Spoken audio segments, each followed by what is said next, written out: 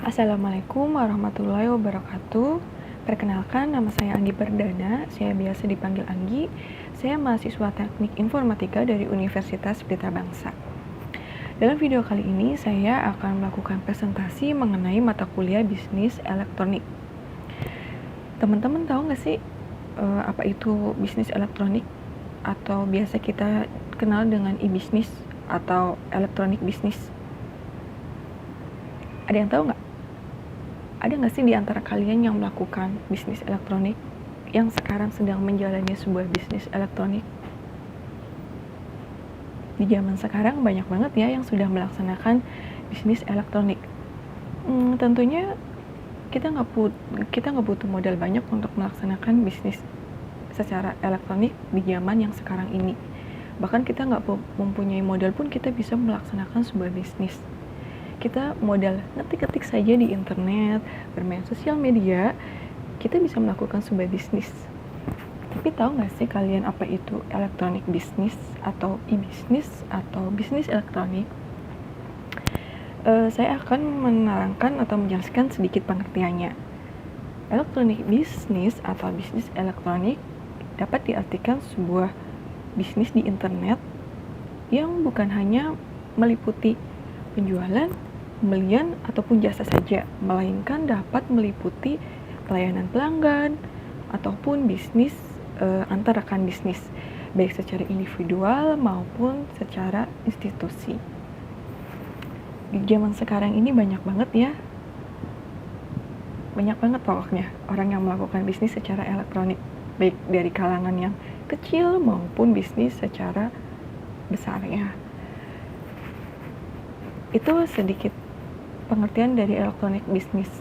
Tapi teman-teman tahu nggak sih apa dan bagaimana sejarahnya? Saya akan memberitahukan sedikit tentang sejarah dari bisnis elektronik. Lahirnya bisnis elektronik yaitu pada tahun 1970, di mana aplikasi e-bisnis pertama kali dikembangkan dan digunakan sebagai transaksi pembayaran secara elektronik atau biasa disebut dengan electronic fund transfer. Ya, fund transfer. Perbedaan yang ketiga yaitu bisnis tradisional memiliki cakupan program yang tidak luas, sedangkan untuk e-bisnis dia memiliki cakupan program yang sangat luas ya, tidak terfokus hanya pada proses transaksi jual beli saja. Kemudian selanjutnya banyak banget loh jenis atau karakteristik dalam e-bisnis. Yang pertama yaitu ada B2B, business to business. Yang kedua ada B2C, business to customer. Kemudian yang ketiga ada C2C, konsumen to konsumen. Yang keempat ada C2B, yaitu konsumen to business. Kemudian yang kelima ada G2B atau government to business. Yang keenam ada B2G, business to government. Dan yang terakhir, yang ketujuh adalah G2G atau government to government.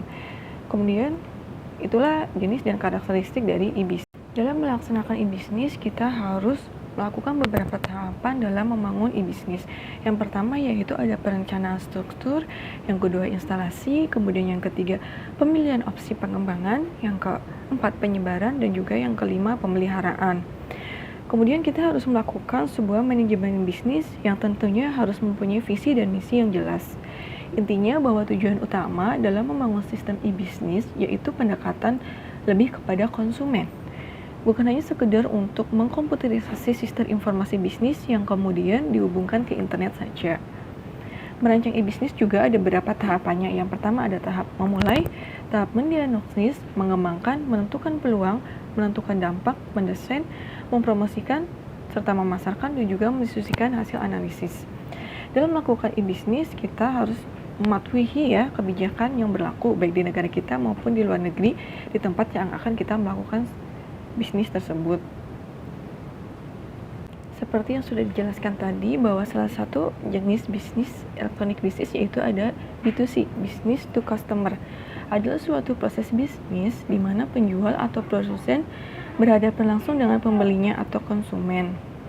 Kemudian ada juga e-government, yaitu suatu pelayanan dari pemerintah yang diberikan bagi warganya agar informasi dapat secara cepat didapatkan oleh warganya, dan juga untuk mengatasi atau mengcover ya segala pelayanan publik agar lebih mudah dijangkau. Kemudian satu lagi, kita harus melakukan strategi ya agar bisnis elektronik kita berjalan dengan lancar. Salah satunya yaitu kita harus giat-giatnya atau rajin-rajinnya melakukan sebuah promosi, baik itu secara offline maupun secara online. Di dunia saat ini, mudah banget ya kita melaksanakan sebuah promosi, apalagi untuk media online. Wah, udah gampang lah. Bahkan saat ini tuh ada juga kita tuh beli followers gitu. Kemudian pengikutnya banyak, kemudian produk kita dikenal dengan banyak orang. Itu salah satu. Gak ngerti gimana caranya, tapi itu emang terjadi di zaman sekarang ini. Melakukan giveaway, juga memberikan banyak diskon merupakan salah satu promosi yang bisa dilakukan agar produk atau bisnis elektronik kita bisa berkembang dan dikenal banyak masyarakat. Dengan dikenal dengan banyak masyarakat, tentunya bisnis yang kita jalankan akan semakin maju dan juga berkembang. Tentunya menjadikan sukses, menguntungkan buat kita dan juga menguntungkan buat para konsumen kita karena mereka merasa puas dengan segala pelayanan bisnis yang kita sediakan ataupun kita berikan. Mungkin itu sedikit penjelasan mengenai elektronik bisnis dari saya.